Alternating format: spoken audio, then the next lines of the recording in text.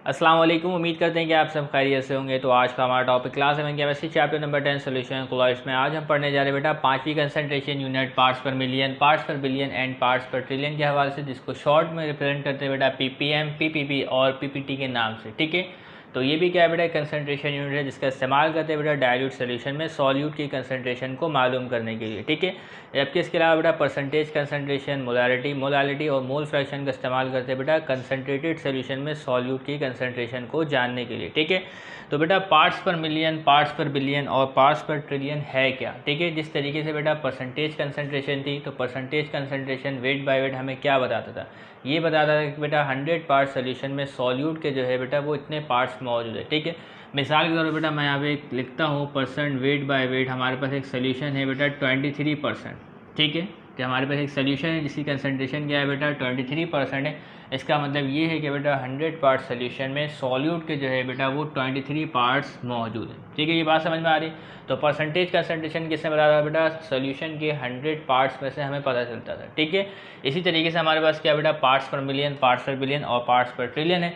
तो देखिए बेटा यहाँ पे क्या लिखा बेटा पार्ट्स पर मिलियन। ठीक है, तो मिलियन पार्ट सोल्यूशन में सॉल्यूट के कितने पार्ट्स मौजूद है ये हमें बताता है बेटा पार्ट्स पर मिलियन। ठीक है, क्या कहा बेटा मिलियन पार्ट सोल्यूशन में सॉल्यूट के कितने पार्ट मौजूद है ये हमें बताता है बेटा पार्ट्स पर मिलियन। ठीक है, इसी तरीके से क्या है बेटा पार्ट्स पर बिलियन। ठीक है, तो बिलियन पार्ट सोल्यूशन में सॉल्यूट के कितने पार्ट्स मौजूद है ये हमें बताएगा बेटा parts per billion. Okay clear. इसी तरीके से बेटा पार्ट्स पर ट्रिलियन, तो 1 ट्रिलियन पार्ट्स ऑफ सोल्यूशन में सॉल्यूट के जितने पार्ट्स मौजूद हो इसको रिप्रेजेंट करेंगे बेटा पार्ट्स पर ट्रिलियन यानी पीपीटी से। ठीक है, तो बेटा इसकी डेफिनेशन पढ़ लेते हैं बेटा पीपीएम की। तो parts per million ppm is the number of parts of solute, ठीक है, पर मिलियन पार्ट ऑफ सोल्यूशन। ठीक है, तो 1 मिलियन पार्ट्स ऑफ सोल्यूशन में सॉल्यूट के जितने पार्ट्स मौजूद हो इसे हम कहेंगे बेटा पार्ट्स पर मिलियन। ओके, ये बात क्लियर हो रही। तो मिसाल के तौर पर बेटा एक हमारे पास एग्जाम्पल है। ठीक है, एक सोल्यूशन है, हमने इसको एनालाइज किया और उसमें हमने पाया बेटा इस सोल्यूशन में कैल्शियम आयन की जो कंसंट्रेशन है बेटा पीपीएम में वो क्या है बेटा, मिसाल के तौर पे वो है बेटा 50 पीपीएम। ठीक है, और हमने एक और सैंपल एनालाइज किया और उस सैंपल में क्या है बेटा हमने कैल्शियम आयन की जो कॉन्सेंट्रेशन पाई वो क्या पाई बेटा 100 पीपीएम। ठीक है, 100 पीपीएम। ओके, ये बात क्लियर हुई। तो इसका मतलब क्या हुआ बेटा किस सोल्यूशन में, ठीक है, कैल्शियम आयन की जो कॉन्सेंट्रेशन है वो ज़्यादा है। ठीक है, तो जाहिर सी बात है जो सॉल्यूशन नंबर 2 है इसमें कैल्शियम आयन की कंसंट्रेशन ज़्यादा है जो कि लिखा हुआ बेटा 100 पीपीएम। ठीक है, जबकि जो सैंपल नंबर 1 है इसमें कैल्शियम आयन की कंसंट्रेशन है बेटा 50 पीपीएम। ठीक है, तो इसका मतलब ये हुआ कि बेटा 1 मिलियन पार्ट्स ऑफ सोल्यूशन में कैल्शियम आयन के 100 पार्ट्स मौजूद है। ठीक है, 1 मिलियन पार्ट्स ऑफ सोल्यूशन में कैल्शियम आयन के कितने पार्ट्स है बेटा 100 पार्ट, जबकि इसमें क्या है बेटा 1 मिलियन पार्ट्स ऑफ सोल्यूशन में कैल्शियम आयन के 50 पार्ट्स मौजूद है। ठीक है, तो इसमें क्या है बेटा कैल्शियम आयन की कंसंट्रेशन ज़्यादा है और इसमें कैल्शियम आयन की कंसंट्रेशन कम है। ठीक है, जबकि इसमें क्या है बेटा 100 पार्ट्स ऑफ सोल्यूशन में सॉल्यूट के जो है बेटा वो 23 पार्ट्स मौजूद है। ठीक है, जबकि इसमें देखिए बेटा मिलियन पार्ट्स में कैल्शियम आयन के 100 पार्ट्स हैं। ठीक है, तो क्या है बेटा बहुत ही डाइल्यूट सोल्यूशन के लिए बेटा पीपीएम, पीपीपी और पीपीटी का इस्तेमाल करते हैं। यानी कि जो हम रोज़मर्रा नहीं है बेटा जो ड्रिंकिंग वाटर इस्तेमाल करते हैं तो उनमें क्या है बेटा इन आयंस की जो कॉन्सेंट्रेशन है वो बहुत कम होती है। ठीक है, तो उनकी कंसंट्रेशन को जाहिर करने के लिए हम अक्सर व बेशतर पीपीएम, पीपीपी और पीपीटी का इस्तेमाल करते हैं। ठीक है, तो इसकी डेफिनेशन को पढ़ चुके हैं, अब इसका फॉर्मूला देख लें। फॉर्मूला क्या है बेटा पीपीएम। ठीक है, तो दो तरीके से मालूम करेंगे, जैसे कि आपने बेटा परसेंटेज कंसंट्रेशन पढ़ा था बेटा वेट बाय वेट। ठीक है, और मैंने आपको बताया था कि बेटा percentage concentration weight by volume भी होता है, percentage concentration volume by weight भी होता है, percent concentration volume by volume भी होता है। ठीक है, लेकिन आपकी किताब में सिर्फ परसेंटेज वेट बाय वेट पढ़ाया गया था, यानी मैथ बाय मैथ पढ़ाया गया था। ठीक है, तो देखिए बेटा पीपीएम को रिप्रेजेंट करते हैं बेटा मैथ बाय मैथ यानी वेट बाय वेट। ठीक है, और इसके अलावा बेटा मैथ बाय वॉल्यूम से भी रिप्रेजेंट कर सकते हैं। ठीक है, ये बात समझ में आ रही। तो देखें बेटा अगर किसी सोल्यूशन की जो कंसंट्रेशन पीपीएम में मालूम करनी है तो वो किस तरीके से करेंगे। तो देखें बेटा ऊपर रखना है बेटा मैथ ऑफ सॉल्यूट, नीचे रखना है बेटा मैथ ऑफ सोल्यूशन। ठीक है, तो बेटा मैथ ऑफ सॉल्यूट की जो यूनिट रखेंगे वही मैथ ऑफ सोल्यूशन की यूनिट रखनी है। ठीक है, तो अगर क्या बेटा यहाँ पे ग्राम इस्तेमाल कर रहे हैं तो यहाँ पे भी ग्राम इस्तेमाल करना है। ठीक है, और अगर किलोग्राम इस्तेमाल कर रहे हैं तो नीचे भी आपने किलोग्राम इस्तेमाल करना है। ठीक है, तो अभी मैंने ग्राम लिखा है, इस बात को याद रखना है। इसी तरीके बेटा देखें एक और formula math of solute gram में इस्तेमाल करें। ठीक है, अगर ग्राम में इस्तेमाल करें तो वॉल्यूम ऑफ सॉल्यूशन किस में बेटा एमएल में। ठीक है, तो ग्राम और एमएल का कंपैरिजन बनता है। ओके, ये बात क्लियर हो रही। इसलिए देखिए बेटा इसमें एक्सपोनेंट 6 से मल्टीप्लाई करेंगे। अगर ppm में कंसंट्रेशन मालूम करनी है तो एक्सपोनेंट 6 से मल्टीप्लाई करना पड़ेगा, ठीक है। जब हम परसेंटेज में कंसंट्रेशन मालूम करते थे तो किससे मल्टीप्लाई करते थे बेटा, 100% से मल्टीप्लाई करते थे, यानी 10⁻², ठीक है। जब परसेंटेज मालूम करते थे बेटा 100 पार्ट में मालूम करते थे, ठीक है। इसी तरीके से अगर मिलियन पार्ट में मालूम करना है कंसंट्रेशन तो 10⁻6 से मल्टीप्लाई करना पड़ेगा, ठीक है। इसी तरीके से अगर मिलियन पार्ट में कंसंट्रेशन मालूम करनी है तो बेटा 10⁻6 से मल्टीप्लाई करना पड़ेगा हर हाल में। ओके, ये बात क्लियर हो रही, ठीक है। तो इसकी एग्जाम्पल है बेटा, if there are 50 parts of solute in 1 million parts of solution, तो सोल्यूशन की कंसंट्रेशन क्या होगी, तो इसकी कंसंट्रेशन होगी बेटा 50 ppm, ठीक है।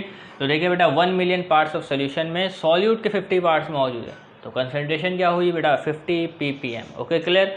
तो अब देख लेते हैं बेटा पार्ट्स पर बिलियन, जिसको रिप्रेजेंट करते हैं बेटा ppb से। तो parts per billion is the number of parts of solute पर बिलियन पार्ट ऑफ सोल्यूशन, ठीक है। तो 1 बिलियन पार्ट्स ऑफ सोल्यूशन में सॉल्यूट के जितने पार्ट्स मौजूद है इसको हम कहेंगे बेटा पार्ट्स पर बिलियन, ठीक है। तो देखिए बेटा इसका फॉर्मूला बिल्कुल सिंपल है, बिल्कुल इसी तरीके से देखिए बेटा ppb is equal to mass of solute divide by mass of solution, ठीक है। तो यूनिट्स का सेम इस्तेमाल करना बेटा, यहाँ पे अगर ग्राम इस्तेमाल करें तो यहाँ पे भी ग्राम का इस्तेमाल करें, तो आप किसी भी कन्फ्यूजन का शिकार नहीं होंगे। तो सवाल आपके पास जैसे भी आए तो आपने क्या है बेटा दोनों को सेम यूनिट में तब्दील करना है, ठीक है। तब आपका सवाल जो है वो ठीक तरीके से सॉल्व होगा, आपको किसी किस्म की परेशानी का सामना भी नहीं होगा, ठीक है। इसी तरीके देखिए बेटा ppm अगर क्या है बेटा मैथ बाय वॉल्यूम के रेशो में है, ठीक है। तो math of solute divide by volume of solution, तो मैथ के लिए बेटा ग्राम और वॉल्यूम ऑफ सोल्यूशन के लिए क्या बेटा ml इस्तेमाल कर लें, ठीक है। ये बात क्लियर। इसके अलावा बेटा देखें बेटा इसकी एग्जांपल देख लेते हैं। मिसाल तौर पे हमारे पास एक और वाटर का सोल्यूशन है, उसमें कैल्शियम आयन की जो कंसंट्रेशन है वो इस तरीके से रिप्रेजेंट है, ठीक है। तो देखिए बेटा उसमें रिप्रेजेंट बेटा 50 ppb लिखा हुआ है, ठीक है। और एक और सैम्पल है उसमें जो कैल्शियम आयन की कंसंट्रेशन है वो क्या बेटा 100 ppb है, ठीक है। तो मैं आपसे सवाल करता हूँ बेटा इन दोनों सोल्यूशन में किसमें कैल्शियम आयन की जो कंसंट्रेशन है वो ज़्यादा है, ठीक है। तो इस सोल्यूशन में क्या बेटा कैल्शियम आयन की कंसंट्रेशन ज़्यादा है, इसमें कैल्शियम आयन की कंसंट्रेशन कम है, ठीक है। तो इसका मतलब ये हुआ कि बेटा 1 बिलियन पार्ट्स ऑफ सोल्यूशन में कैल्शियम आयन के 100 पार्ट्स मौजूद है, ठीक है। तो अब देखिए बेटा सोल्यूशन के जो पार्ट्स है वो ज़्यादा है, 1 बिलियन पार्ट है, जबकि इसमें क्या है बेटा सोल्यूशन के 1 मिलियन पार्ट। तो यहाँ देखिए बेटा 1 मिलियन पार्ट्स ऑफ सोल्यूशन में कैल्शियम आयन के 100 पार्ट्स है, ठीक है। जबकि यहाँ क्या बेटा 1 बिलियन पार्ट्स ऑफ सोल्यूशन में कैल्शियम आयन के 100 पार्ट्स है, ठीक है। तो इन दोनों में से बेटा किसकी कंसंट्रेशन ज़्यादा है, तो इसकी कंसंट्रेशन क्या है बेटा ज़्यादा है, ठीक है। 1 मिलियन पार्ट्स में 100 पार्ट कैल्शियम आयन है, ठीक है। जबकि इसमें 1 बिलियन पार्ट में क्या है बेटा 100 पार्ट कैल्शियम आयन है, तो इसकी कंसंट्रेशन कम है इसके मुकाबले में, ठीक है। तो क्या है बेटा अगर सॉल्यूशन जो बहुत ही डाइल्यूट हो तो हम इस्तेमाल करेंगे बेटा ppb, और डाइल्यूट हो तो इस्तेमाल करेंगे बेटा ppt। ये बात क्लियर हो रही है, ठीक है। तो इसका फॉर्मूला तो आप यकीनन देख चुके हैं। तो अब इसे देख ले बेटा, if there are 50 parts of solute in 1 billion parts of solution, तो अगर 1 बिलियन पार्ट्स ऑफ सोल्यूशन में सॉल्यूट के 50 पार्ट्स डिजॉल्व है तो सॉल्यूशन की कंसंट्रेशन होगी बेटा 50 ppb यानी कि parts per billion. Okay, clear. इसके अलावा बेटा नेक्स्ट है पार्ट्स पर ट्रिलियन। तो अगर सॉल्यूशन और डाइल्यूट है तो इस यूनिट को इस्तेमाल करेंगे बेटा कंसंट्रेशन को रिप्रेजेंट करने के लिए, ठीक है। तो parts per trillion is the number of parts of solute, बिल्कुल वही सेम है, पर ट्रिलियन पार्ट्स ऑफ सोल्यूशन, ठीक है। अब सोल्यूशन में कितने पार्ट है बेटा 1 ट्रिलियन पार्ट है, तो 1 ट्रिलियन पार्ट सोल्यूशन में सॉल्यूट के जितने पार्ट्स मौजूद है इसको हम कहेंगे बेटा ppt। फॉर्मूला बिल्कुल सेम बेटा, ppt is equal to mass of solute, अगर मैस ऑफ सॉल्यूट ग्राम में ले रहे हैं तो मैस ऑफ सोल्यूशन भी ग्राम में लेना है, ठीक है। और इसको क्या बेटा एक्सपोनेंट 10 से मल्टीप्लाई करना है, ओके। इसको एक्सपोनेंट 9 से तो इसको एक्सपोनेंट 10 से, तो आप देखें बेटा एक्सपोनेंट 6, एक्सपोनेंट 9 और एक्सपोनेंट 12। ओके, क्लियर है, ठीक है। इसके अलावा बेटा आगे बढ़े ppt, तो मैथ बाय वॉल्यूम यानी वेट बाय वॉल्यूम के रेशियो से भी हो सकता है, तो इसको अगर ग्राम में इस्तेमाल करें तो इसको ml में इस्तेमाल करें और एक्सपोनेंट 12 से मल्टीप्लाई करना पड़ेगा अगर आप ट्रिलियन पार्ट्स में आंसर चाहते हैं, ठीक है। ओके, ये बात क्लियर। तो देखिए बेटा if there are 50 parts of solute in 1 trillion part of solution, ठीक है। तो अगर 1 ट्रिलियन पार्ट सोल्यूशन में सॉल्यूट के 50 पार्ट्स है तो इसकी कंसंट्रेशन होगी बेटा 50 ppt, ठीक है। तो उम्मीद करते हैं बेटा यहाँ तक तो आपको बातें क्लियर हो गई होगी। तो अब डिस्कस कर लेते हैं बेटा इसके यूनिट के हवाले, ठीक है। तो वैसे तो बेटा आप जितनी भी कंसंट्रेशन रिप्रेजेंट करेंगे तो आंसर के बाद आप लिखेंगे बेटा ppm, आंसर के बाद लिखेंगे बेटा आप ppb, ठीक है, और आंसर के बाद लिखेंगे बेटा आप ppt, ठीक है। लेकिन अगर आप चाहते हैं बेटा ppm को रिप्लेस करके कुछ और यूनिट हम इस्तेमाल करें तो वो किस तरीके से कर सकते हैं, ठीक है। तो मिसाल के तौर पर बेटा अगर आप ग्राम इस्तेमाल करें, ऊपर भी ग्राम और नीचे भी ग्राम, ठीक है, ऊपर भी ग्राम और नीचे भी ग्राम, ठीक है। तो देखिए बेटा 1 ग्राम, ठीक है, 1 ग्राम है ना, ठीक है। 1 ग्राम अगर क्या बेटा एक्सपोनेंट 6 से मल्टीप्लाई हो जाए, देखिए बेटा 1 ग्राम अगर एक्सपोनेंट 6 से मल्टीप्लाई होगा तो ये बराबर हो जाएगा बेटा 1 एक्सपोनेंट 6 माइक्रोग्राम, ठीक है। अगर 1 ग्राम एक्सपोनेंट 6 से मल्टीप्लाई होगा तो ये तब्दील हो जाएगा बेटा 1 एक्सपोनेंट 6 माइक्रोग्राम में, ठीक है। ये बात क्लियर हो रही, कोई मसला तो नहीं, ठीक है। तो क्या है बेटा 1 ग्राम जब इससे मल्टीप्लाई होगा तो ये तब्दील हो जाएगा बेटा माइक्रोग्राम में, ठीक है, ओके। तो देखिए बेटा ग्राम की मैग्नीट्यूड में इजाफा हो गया तो ये कहलाएगा बेटा माइक्रोग्राम, ओके। देखिए बेटा 1 ग्राम जो है वो बराबर होता है एक्सपोनेंट 3 mg यानी मिलीग्राम, और बराबर होता है बेटा एक्सपोनेंट 6 माइक्रोग्राम, और बराबर होता है बेटा एक्सपोनेंट 9 नैनोग्राम, ठीक है।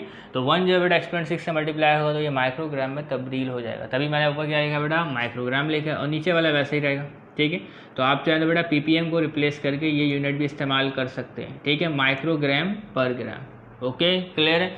इसके अलावा बेटा यहाँ पे भी देखें तो यहाँ पे क्या मौजूद है बेटा एक्सपोनेंट 9 मौजूद है, ठीक है। तो 1 ग्राम जब एक्सपोनेंट 9 से मल्टीप्लाई होगा, ठीक है, तो ये बराबर आएगा बेटा किसके 1 एक्सपोनेंट 9 के, इसको मैं मिटा रहा हूँ 1 एक्सपोनेंट 9 नैनोग्राम, ठीक है, बात समझ में आ रही। तो 1 ग्राम जब एक्सपोनेंट 9 से मल्टीप्लाई होगा तो ये बराबर होगा बेटा 1 एक्सपोनेंट 9 नैनोग्राम। देखिए बेटा मैंने आपको बताया यहाँ पे कि 1 ग्राम बराबर होता है बेटा एक्सपोनेंट 9 नैनोग्राम के, ठीक है। तो यहाँ पे बेटा अगर आप ppb को रिप्लेस करना चाहते हैं तो आप लिखेंगे बेटा नैनोग्राम, ठीक है, और नीचे क्या बेटा पर ग्राम, ओके, क्लियर है, ठीक है। इसके अलावा बेटा अगर आप ppt को रिप्लेस करके उसकी यूनिट लिखना चाहते हैं तो किस तरीके से लिखेंगे, तो देखिए बेटा 1 ग्राम एक्सपोनेंट 12, तो 1 ग्राम अगर एक्सपोनेंट 12 से मल्टीप्लाई होता है, ठीक है, तो ये बराबर होगा बेटा पिकोग्राम के, किसके बराबर होगा बेटा पिकोग्राम के। अब तक आपने इसका नाम नहीं सुना होगा लेकिन आज आपने एक दिन सुन लिया होगा। तो देखिए बेटा मिलीग्राम, माइक्रोग्राम, नैनोग्राम और उसके बाद आएगा बेटा पिकोग्राम, ओके, क्लियर है। तो बेटा अगर ppt को रिप्लेस करना चाहते हैं, ठीक है, तो लिखेंगे बेटा पिकोग्राम पर ग्राम, ओके, क्लियर। अब इसकी यूनिट की तो हमने बात नहीं की, इसकी भी यूनिट की बात करेंगे, लेकिन पहले अभी इधर ही देख लें, ठीक है। तो यहाँ पे बेटा अभी हमने ऊपर भी ग्राम और नीचे भी ग्राम रखा था। अगर क्या है बेटा इसकी जगह हम किलोग्राम रखते हैं, ठीक है, इसकी जगह क्या रखते हैं बेटा किलोग्राम। अब ग्राम को भूल जाएं, अगर इसकी जगह क्या रखते हैं बेटा किलोग्राम रखते हैं, फिर क्या होगा। तो यहाँ देखिए बेटा 1 किलोग्राम बराबर होता है बेटा एक्सपोनेंट 3 ग्राम के, और बराबर होता है बेटा एक्सपोनेंट 6 मिलीग्राम के, और बराबर होता है बेटा एक्सपोनेंट 9 माइक्रोग्राम, और बराबर होता है बेटा एक्सपोनेंट 12 नैनोग्राम, ठीक है। देखिए बेटा 1 किलोग्राम बराबर होता है बेटा 10⁻³ ग्राम, ठीक है, और बराबर होता है बेटा 10⁻6 मिलीग्राम, और बराबर होता है बेटा 10�9 माइक्रोग्राम, और बराबर होता है बेटा 10⁻12 नैनोग्राम, ठीक है। तो अगर क्या है बेटा ऊपर हम किलोग्राम और नीचे भी किलोग्राम इस्तेमाल करें तो यूनिट क्या होगी, ठीक है। तो देखिए बेटा 1 किलोग्राम जब एक्सपोनेंट 6 से मल्टीप्लाई होगा, ठीक है, तो वो आएगा बेटा मिलीग्राम, क्या आएगा बेटा मिलीग्राम, ठीक है। तो अगर आप ऊपर भी किलोग्राम और नीचे भी किलोग्राम इस्तेमाल कर रहे हैं तो आप लिखेंगे बेटा मिलीग्राम पर केजी, क्या लिखेंगे बेटा मिलीग्राम पर केजी, ओके, ये बात क्लियर। इसी तरीके से अगर आप यहाँ ग्राम नहीं इस्तेमाल करें बेटा किलोग्राम इस्तेमाल कर रहे हैं, ठीक है, क्या इस्तेमाल करें बेटा ऊपर भी किलोग्राम नीचे भी किलोग्राम, फिर क्या होगा। तो देखिए बेटा 1 किलोग्राम एक्सपोनेंट 9 के जब बराबर हो जाए तो वो बराबर हो जाता है बेटा माइक्रोग्राम के, किसके बराबर हो जाता है देखिए बेटा माइक्रोग्राम के, ठीक है। तो ये बातें थोड़ी सी मुश्किल हो सकती हैं समझने में आपको, लेकिन फिर भी आप देख लें तो बेहतर है, आपको समझ में आए अच्छी बात है, ना आए तो आप इससे अभी ड्रॉप कर दीजिएगा, लेकिन जो बातें मैं आपको पहले समझा चुका आप उसे ज़रूर याद रखिएगा, ठीक है।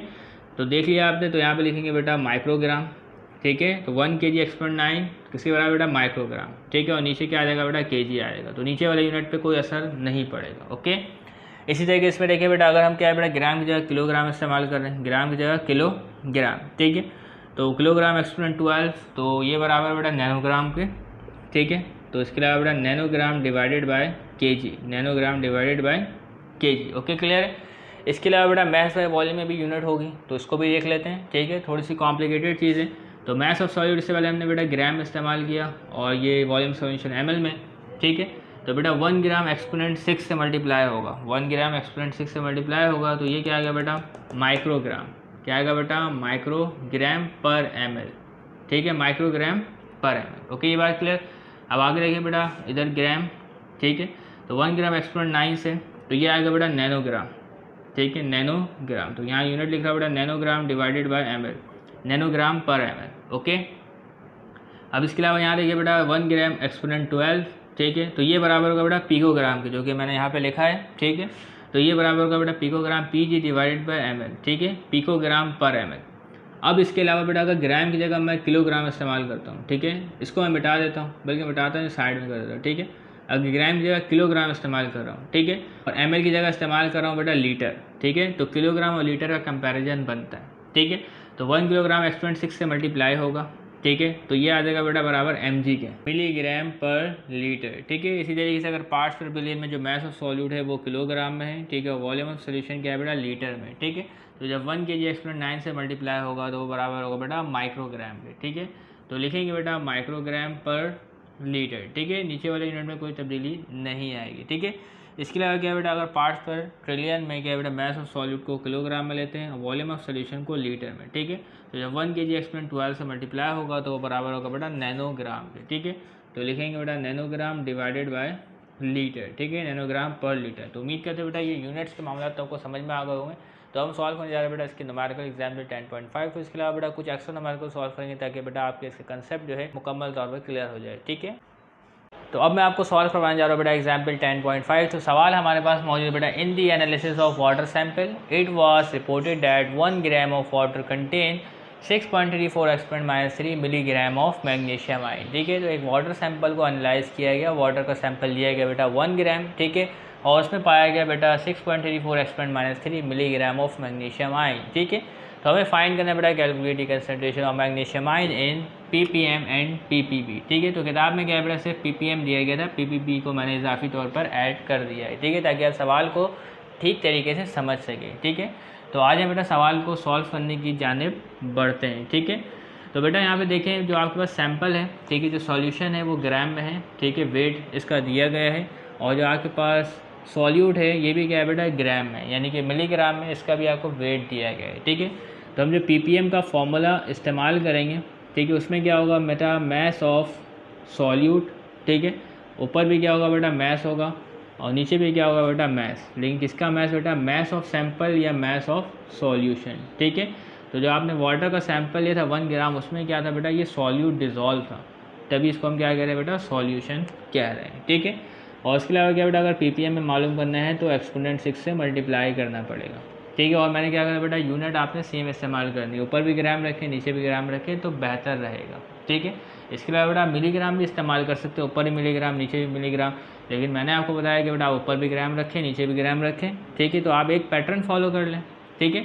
तो मास ऑफ सॉल्यूट आपको जो दिया गया है वो क्या है बेटा 6.34 एक्सपोनेंट -3 मिलीग्राम, यही दिया गया है, ठीक है। मास ऑफ सोल्यूशन है बेटा आपके पास 1 ग्राम और ये है बेटा एक्सपोनेंट 6। तो ऊपर भी यूनिट सेम रखनी है, नीचे भी यूनिट आपने सेम रखनी है, ठीक है। तो क्या है बेटा यहाँ पे हम ग्राम लाएंगे कुछ भी करके, तो 6.34 एक्सपोनेंट -3, ठीक है। तो ये क्या है बेटा मिली, तो जब मिली हटेगा तो लगेगा बेटा एक्सपोनेंट -3। तो अगर माइक्रो होता तो लगता बेटा एक्सपोनेंट -6। तो यहाँ पे बेटा मिली है तो इसकी जगह लिखेंगे एक्सपोनेंट -3, और ये क्या है बेटा ग्राम में तब्दील हो चुका है, ठीक है। और नीचे क्या है बेटा 1 ग्राम मौजूद है, ओके क्लियर। तो पहले ऊपर की वैल्यूज को सॉल्व करते बेटा 6.34 एक्सपोनेंट -6, ठीक है, ये क्या आ गया बेटा ग्राम। तो ऊपर की जो वैल्यू थी मास ऑफ सॉल्यूट है ये ग्राम में तब्दील हो चुका है, ठीक है। अब इसके अलावा क्या है बेटा नीचे 1 ग्राम मौजूद है, ऐसा ही है, और ये है बेटा एक्सपोनेंट 6, ये क्या है बेटा एक्सपोनेंट 6, ठीक है। तो जब क्या है बेटा 1 ग्राम, जब क्या है बेटा 1 ग्राम जो है वो एक्सपोनेंट 6 से मल्टीप्लाई हो जाए, ठीक है, तो वो क्या है बेटा तब्दील हो जाता है माइक्रोग्राम में। जब 1 ग्राम एक्सपोनेंट 6 से मल्टीप्लाई हो तो वो तब्दील हो जाता है बेटा 1 × एक्सपोनेंट 6 माइक्रोग्राम के, ठीक है। ये बात क्लियर हो रही। तो क्या है बेटा जब ये तमाम ऊपर वाली चीज़ें सॉल्व होंगी तो आपके पास वैल्यू आएगा बेटा ये एक्सपोनेंट -6 एक्सपोनेंट 6 कट जाएगा, ठीक है। तो वैल्यू बचेगी आपके पास 6.34, ठीक है, और ये तब्दील हो जाएगा किससे बेटा माइक्रोग्राम, ठीक है। और नीचे क्या आएगा बेटा सिर्फ और सिर्फ ग्राम आएगा, ठीक है, नीचे क्या आएगा बेटा सिर्फ और सिर्फ ग्राम आएगा क्योंकि 1 तो ख़त्म हो जाएगा, ठीक है। इससे पहले हमने पढ़ा था बेटा माइक्रोग्राम पर ग्राम की जो यूनिट होती है वो बराबर होती है कि बेटा किसके ppm के, ठीक है। तो किताब में क्या है बेटा काफ़ी शॉर्टली किया हुआ है, तो मैं यहाँ आपको तफसील से बता रहा हूँ, ठीक है। तो लिखेंगे बेटा 6.34 ppm, ठीक है। तो इस तरीके से बेटा हमने मैग्नीशियम आयन की कंसनट्रेशन ppm में जो है वो फाइंड कर ली है, ठीक है, ओके, कोई मसला तो नहीं है। अब इसके अलावा क्या है बेटा इसी मैग्नीशियम आयन की कंसनट्रेशन मालूम करेंगे बेटा ppb में, ठीक है। तो क्या है बेटा इसी तरीके से मालूम करेंगे, तो यहाँ लिखता हूँ बेटा मैं ppb, ऊपर आएगा बेटा मास ऑफ सॉल्यूट, ठीक है, नीचे आएगा बेटा मास ऑफ सोल्यूशन, ठीक है। और पार्ट्स पर बिलियन में मालूम करना है तो एक्सपोनेंट 9 लगाएंगे। तो मास ऑफ सॉल्यूट आपको दिया हुआ बेटा 6.34 एक्सपोनेंट -3 मिलीग्राम, और mass of solution 1 gram exponent 9, okay clear है। तो मिलीग्राम को चेंज करेंगे बेटा ग्राम में, तो आ जाए 6.34 एक्सपोनेंट -3, मिली हटेगा तो एक एक्सपोनेंट -3 लगेगा और ये ग्राम में तब्दील हो गया और नीचे क्या बेटा 1 ग्राम और ये एक्सपोनेंट 9 इसी तरीके से। पहले तो ऊपर वाले मामला को सॉल्व करें, 6.34 एक्सपोनेंट -6 ग्राम, ओके। नीचे क्या है बेटा 1 ग्राम, ये है बेटा एक्सपोनेंट 9। तो जब क्या है बेटा ग्राम जो है एक्सपोनेंट 9 से मल्टीप्लाई होगा तो ये तब्दील हो जाएगा बेटा किसमें, नैनोग्राम में। किसमें तब्दील हो जाएगा बेटा, नैनोग्राम में, ठीक है। तो मैं यहाँ लिखता हूँ बेटा 1 ग्राम होता है एक्सपोनेंट 3 mg के और बराबर होता है एक्सपोनेंट 6 माइक्रोग्राम के और बराबर होता है बेटा एक्सपोनेंट 9 नैनोग्राम के, ठीक है। तो इसी तरीके से बेटा ये जो ऊपर वाली चीज़ें आपस में मल्टीप्लाई होंगी, ठीक है। तो आपके पास वैल्यू आएगी बेटा 6.34, ठीक है। तो इसको सॉल्व करेंगे, इसको सॉल्व करेंगे तो ये आएगा बेटा 10⁻³ और यहाँ पे लिखेंगे बेटा आप नैनोग्राम, ठीक है। क्या लिखेंगे बेटा, नैनोग्राम, ठीक है। और नीचे 1 जो है वो ख़त्म हो गया तो नैनोग्राम के नीचे क्या आ जाएगा बेटा, ग्राम आ जाएगा, ठीक है। तो इस तरीके से क्या है बेटा, हमने इसकी कंसंट्रेशन जो है बेटा वो ppb में मालूम कर ली। किसकी बेटा, मैग्नीशियम आयन की, ओके क्लियर। तो क्या है बेटा, नैनोग्राम पर ग्राम को आप हटा के लगा सकते हैं 6.34, ठीक है, exponent 3 ppb parts per billion, ठीक है। तो क्या है बेटा 1 बिलियन पार्ट्स में मैग्नीशियम आयन के कितने पार्ट है बेटा, 6.34 एक्सपोनेंट 3। तो यहाँ पे देखेंगे बेटा 1 मिलियन पार्ट्स में जो मैग्नीशियम के पार्ट है वो कितने बेटा 6.34। तो यहाँ पे देखिए बेटा 1 मिलियन पार्ट जो कि कम है, तो यहाँ पे क्या बेटा बिलियन पार्ट है तो बहुत ज़्यादा पार्ट हो गए।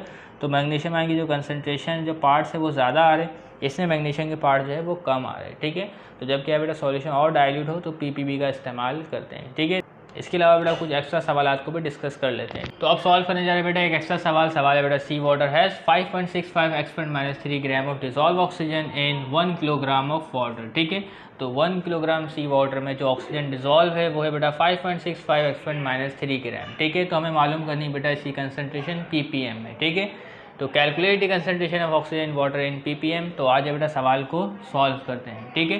तो आपके पास जो सोल्यूशन है वो भी क्या है बेटा वेट में दिया गया है आपको, और आपके पास जो सॉल्यूट है वो भी क्या है बेटा ग्राम में यानी वेट के यूनिट में मौजूद है, ठीक है। तो ppm मालूम करना है तो फॉर्मूला लगाएंगे। ऊपर क्या होगा बेटा आपके पास मैस ऑफ सॉल्यूट, ठीक है। नीचे क्या होगा भाई, मैस ऑफ सॉल्यूशन, ठीक है। तो यहाँ पे बेटा मैस इस्तेमाल कर रहे हैं, ppm मालूम करना है तो एक्सपोनेंट 6 से आपने मल्टीप्लाई करवाना होगा, ठीक है। ऊपर क्या बेटा सेम यूनिट रखेंगे और नीचे भी सेम यूनिट रखेंगे, ठीक है। तो आपको एक जगह ग्राम दिया गया है और एक जगह क्या दिया गया बेटा, किलोग्राम। तो मैस ऑफ सॉल्यूट में रखता हूँ बेटा ग्राम में 5.65 एक्सपोनेंट -3 ग्राम, ठीक है। और सॉल्यूशन क्या है बेटा आपके पास, वो 1 kg है, ठीक है। कितना है बेटा 1 kg। तो 1 kg को तब्दील करेंगे बेटा ग्राम में, ठीक है। 5.65 एक्सपोनेंट -3 ग्राम एक्सपोनेंट 6, ठीक है।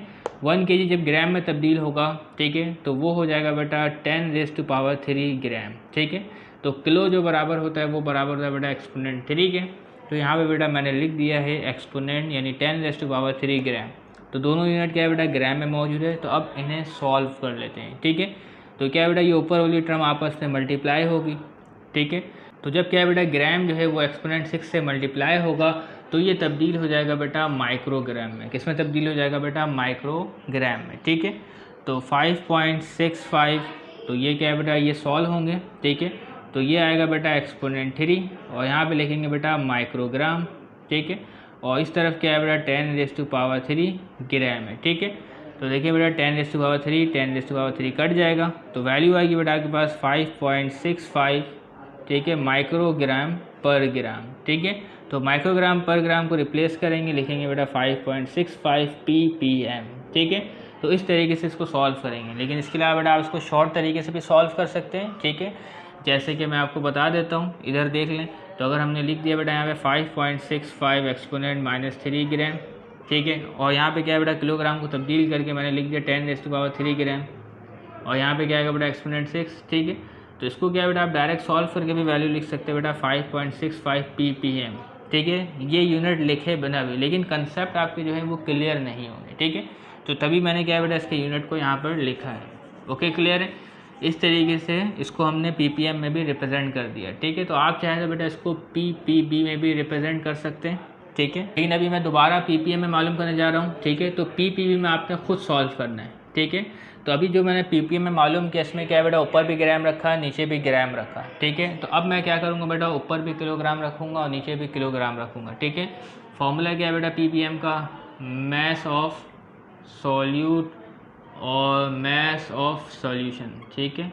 आप इसको समझ जाइएगा मैं क्या लिख रहा हूँ। तो मैस ऑफ सॉल्यूट है बेटा हमारे पास ग्राम में, ठीक है, इसको तब्दील करेंगे किलोग्राम में, ठीक है। तो 5.65 एक्सपोनेंट माइनस 3 ग्राम, ठीक है, एक्सपोनेंट, ठीक है, एक्सपोनेंट 6, ठीक है। और वाटर क्या है बेटा आपके पास 1 kg। तो इस ग्राम को भी क्या है बेटा किलोग्राम में तब्दील करेंगे, ठीक है। तो 5.65 एक्सपोनेंट -3, तो ग्राम को जो किलोग्राम में तब्दील करना है तो बेटा 1 ग्राम बराबर होता है एक्सपोनेंट -3 किलोग्राम की, ठीक है। तो यहाँ पे क्या है बेटा एक एक्सपोनेंट -3 लगाएंगे और ग्राम जो है वो तब्दील हो गया किलोग्राम में, ठीक है। नीचे मौजूद है बेटा 1 kg और ये एक्सपोनेंट 6 इसी तरीके से मौजूद है, ठीक है। तो होगा क्या बेटा, ये दोनों आपस में सॉल्व होंगे, वैल्यू आएगी बेटा 5.65 एक्सपोनेंट -6 kg, ठीक है। यहाँ तक मामला क्लियर। ये है बेटा 1 kg। तो देखिए बेटा ऊपर भी किलोग्राम है और नीचे भी किलोग्राम मौजूद है, ठीक है, ऐसा ही है।